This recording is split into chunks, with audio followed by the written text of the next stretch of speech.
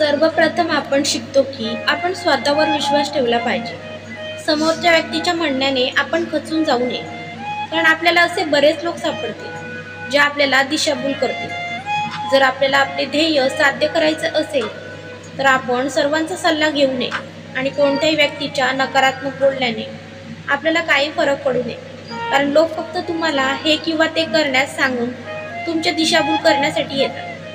परंतु जर तुमच्याकडे निश्चित ध्येय नसेल तर तुम्ही कधीही यशस्वी होणार नाही.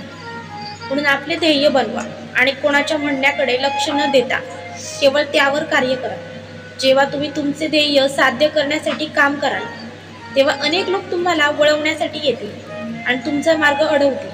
तुम्हाला त्याचा सामना करावा लागेल. तुम्हाला असे बरेच लोक भेटतील जे म्हणतील की हे चुकीचे काम आहे. जर तुम्हाला यश मिळणार नसेल तर त्याच्या बोलण्याकडे लक्ष न देता तुम्ही तुमचे ध्येय साध्य करण्यासाठी कठोर परिश्रम केले तर तुम्हाला नक्कीच यश मिळेल.